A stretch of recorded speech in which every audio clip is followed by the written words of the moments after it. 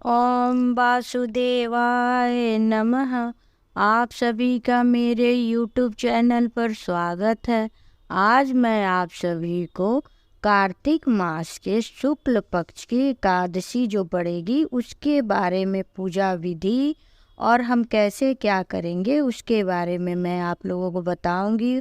और इस दिन कौन सी कथा सुनी जाती है वो मैं आप लोगों को सुनाऊंगी। देव उठनी एकादशी हम बोलते हैं, जो शुक्ल पक्ष के कार्तिक मास में पड़ती है एकादशी, उसे हम देव उठनी या प्रबोधनी एकादशी भी हम कहते हैं।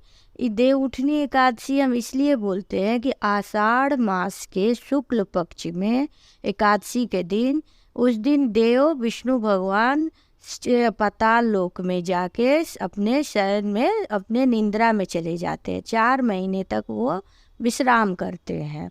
राजा बलि के आग्रह पे वो मैंने आप लोग को कहानी बताई थी कि राजा बलि के आग्रह पर वो 4 महीने पाताल लोक में रहते हैं।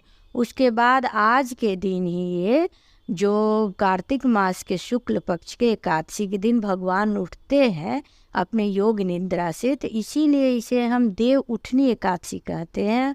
और इस दिन जब भगवान उठते हैं तो सारे शुभ कार्य शुरू होते हैं। और आज के दिन ही हम तुलसी जी से उनका विवाह भी करा सकते हैं देव उठनी एकादशी के दिन। और नहीं तो एकादशी में 5 दिन एकादशी से लेके जब भगवान उठ जाए, पहले भगवान को हम उठा लेंगे, उसके बाद तुलसी विवाह करें, या 5 दिन तक हम तुलसी विवाह कर सकते हैं कार्तिक पूर्णिमा के दिन तक। तो इसलिए इसका नाम देव उठनी एकादशी पड़ा या प्रबोधनी एकादशी का। अब है कि हम कैसे देव उठनी एकादशी का व्रत करें, कौन से कथा कहें, कैसे करें, तो मैं वो जानकारी आप लोग को देने की कोशिश कर रही हूँ। इस साल देवशयनी एकादशी जो थी वो 29 जून को पड़ी थी 2023 में। तो 29 जून 2023 से भगवान जो है विष्णु भगवान वो शयन कर रहे थे। और 2023 में 23 नवंबर को हम देव उठनी एकादशी मनाएंगे। आज हम भगवान को उनके योग निद्रा से उठाएंगे। तो सबसे पहले एकादशी के एक दिन पहले मैंने 10वीं तिथि से ही हम एकादशी व्रत का पालन करते हैं। एक दिन पहले ही हम शाम सूर्यास्त के पहले ही भोजन वगैरह करके हम अपना व्रत में आ जाएंगे। और हमें 10वीं को भी निरामिष भोजन करना चाहिए, लहसुन प्याज नहीं लेना चाहिए। बहुत ज़रूरी हो जिसको दवा वगैरह खाना वही रात में पानी पिए या कुछ भी करे, नहीं तो आप सूर्यास्त के बाद कुछ ना करें। और एकादशी के दिन सुबह उठ के ब्रह्म मुहूर्त में आप सबसे पहले संकल्प ले कि हे भगवान, मैंने एकादशी व्रत का संकल्प लिया, इसे आप बिना किसी विघ्न बाधा के इसे पूर्ण कीजिए और हमें आशीर्वाद दीजिए। फिर उसके बाद उठ के हम नित्य क्रिया से निवृत्त होके स्नान ध्यान करके हम स्वच्छ कपड़ा को धारण करें। आप चाहें तो पीले रंग का वस्त्र पहने तो और अच्छी बात है। आप अलग से और समय तो देव उठनी एकादशी का थोड़ा पूजा अलग होता है, और एकादशी का पूजा थोड़ा हम चौकी लगा के करते हैं। वैसे आज क्या है कि हम गेरू से, जैसे शादी विवाह में कैसे कोबर लिखते हैं शुभ विवाह वगैरह, उसी तरह देव उठनी एकादशी का चित्र बनता है। तो उसमें क्या है कि हम दीवार पे एक चरकोर दरवाज़ा एक साइड छोड़ के चारों तरफ से घेर के उसमें बनाते हैं। उसमें भगवान सोए हुए रूप को दर्शाते हैं, तुलसी माता को दर्शाते हैं, लोगों को बैठे हुए दर्शाते हैं, सूर्य चंद्रमा दर्शाते हैं। मतलब चित्र से ऐसा हम दिखाते हैं कि भगवान हमारे सोए हैं।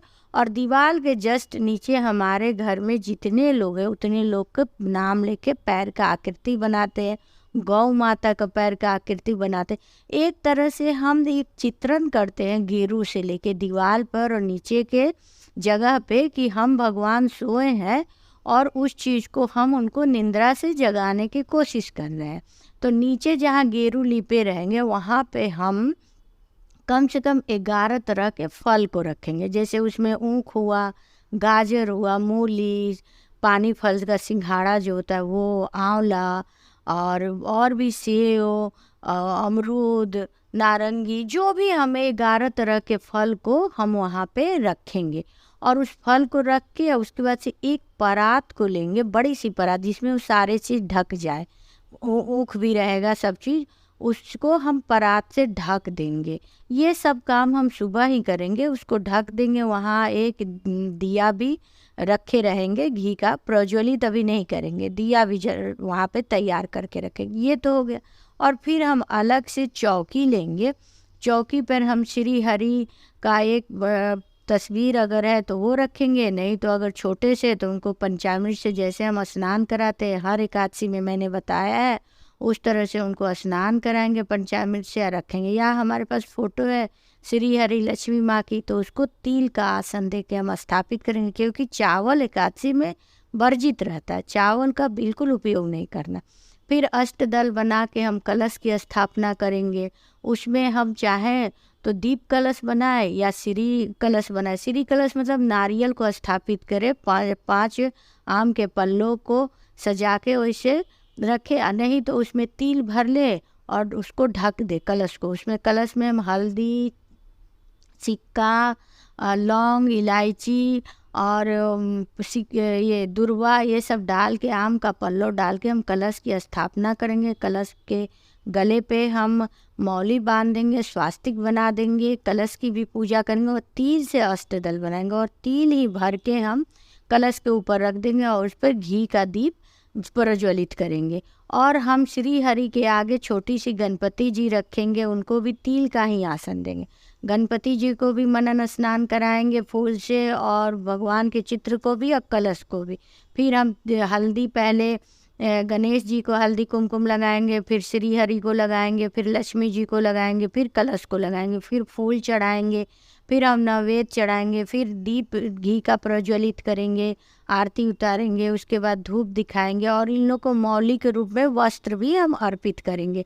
ये तो पंचोपरात हम पूजा करेंगे और जो भी मौसमी फल है फल को अर्पित करेंगे। और आपको मैं हमेशा बताई हूँ कि गणपति जी को तुलसी बिल्कुल नहीं चढ़ती, तो उनकी भोग की प्लेट अलग रहेगी, और श्री हरि को तुलसी चाहिए ही चाहिए, तो उनके भोग की प्लेट अलग रहेगी, तो 2 जगह हम रख लेंगे। इस तरह से हम सुबह जो है भगवान की पूजा कर लेंगे। उसके बाद से पूजा करने के बाद क्या है, जब वो कथा सुनते हैं तो हम कथा सुनेंगे सुबह ही। सुबह हम हाथ में आंवला ले लें, आंवले का सीजन है, या फूल ले ले या तिल ले ले, तिल लेके हम कथा सुनेंगे।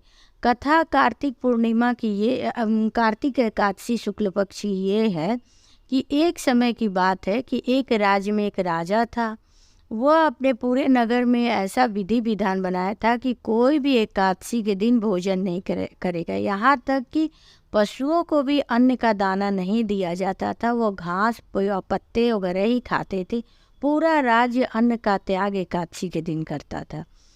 एक समय वहाँ पर एक मजदूर पहुँचा, तो राजा ने उससे कहा, मैं तो काम पे तुम्हें रख लूँगा, लेकिन मेरे राज्य की एक शर्त है कि हम बिना किसी को भी अन्न, यहाँ तक कि पशु पक्षी भी हमारे राज्य में एकादशी के दिन अन्न नहीं खाते हैं, तुम्हें अन्न नहीं खाना होगा।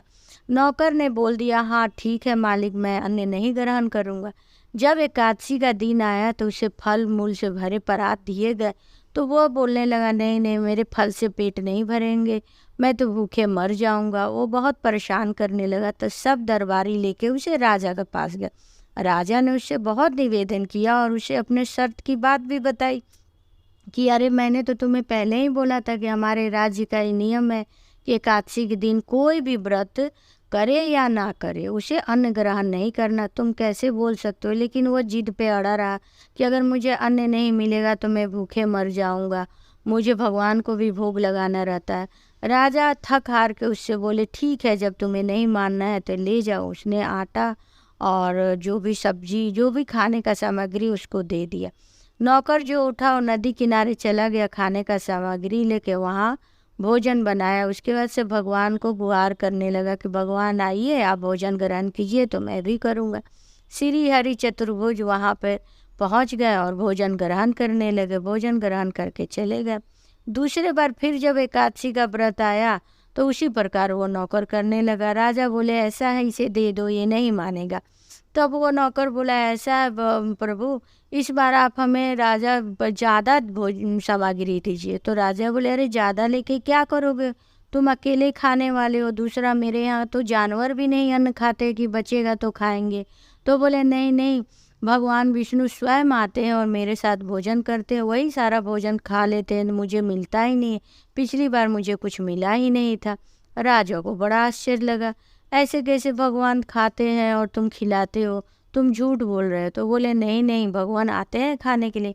राजा बोले ठीक है, इसे ज़्यादा सामग्री दे दो, यह भोजन बनाएगा और देखते हैं कैसे भोजन भगवान इसके करते। राजा कुछ देर बाद जहाँ पे वो नदी किनारे गया और भोजन बना रहा था, राजा पेड़ के पीछे छुप के देख रहे थे। जब भोजन वो नौकर बना लिया तो पुकारने लगा, हे भगवान आओ, भोजन बन गया, भोजन करने। लेकिन भगवान आ ही नहीं रहे थे। राजा बोले सच में झूठ बोल रहा है, बेवकूफ़ बना रहा है। और बहुत आग्रह कर रहा था भगवान को कि भगवान आए, लेकिन भगवान नहीं आ रहे थे। फिर वह बोला ठीक है, आप नहीं आ रहे तो मैं अपना प्राण त्यागने जा रहा हूँ, मैं नदी में कूदने जा रहा हूँ और मैं प्राण त्याग दूंगा।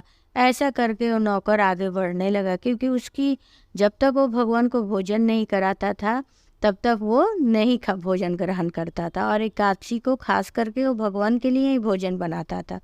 तब वो आगे बढ़ के अब नदी में कूदने ही जा रहे थे, तब साक्षात विष्णु भगवान उसके सामने प्रकट हुए और बैठ के उसके साथ भोजन किए।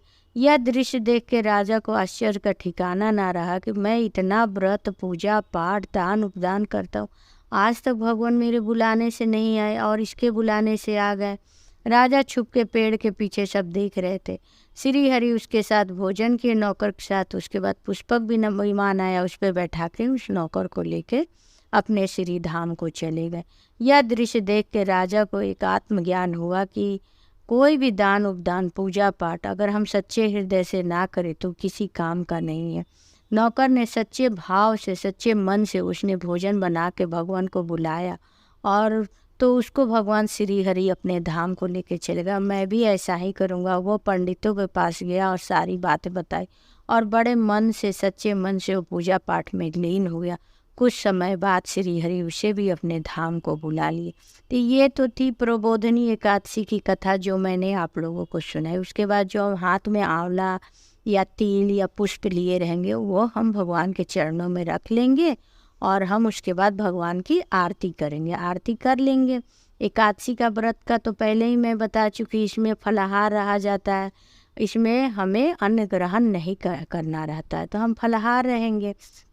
अब चूँकि ये देव उठनी एकादशी है तो जो हम ढके रहते हैं परात में, मैंने आप लोगों को बताई थी कैसे हम गेरू से बना के वो सब चित्र रखे रहेंगे।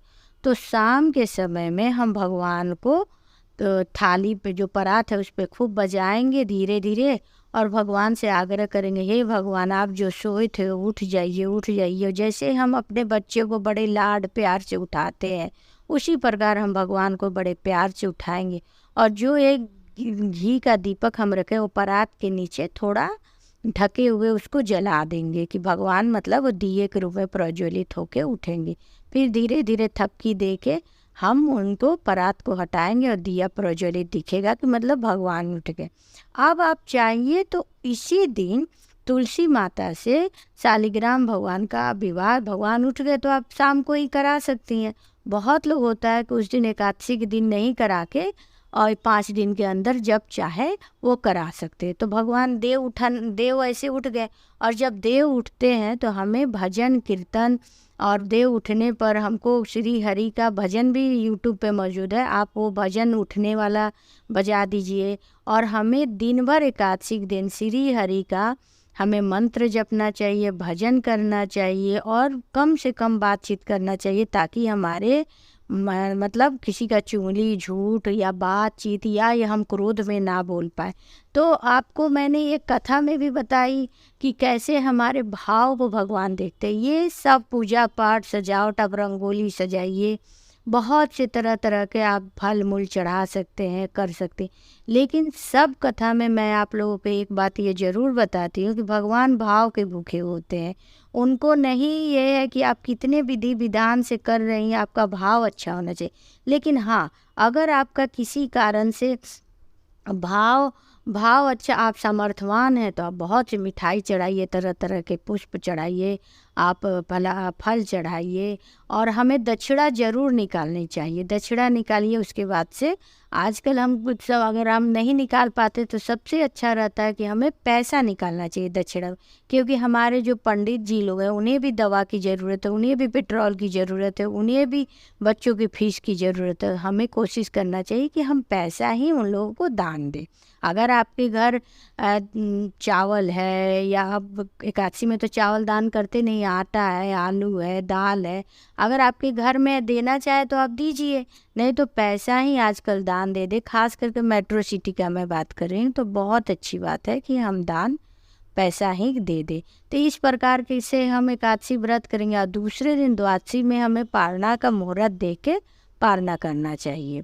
तो आप लोगों को ये व्रत का विधि मैंने जो बताया या कथा सुनाई वो कैसी लगी, आप कमेंट बॉक्स में ज़रूर बताएं।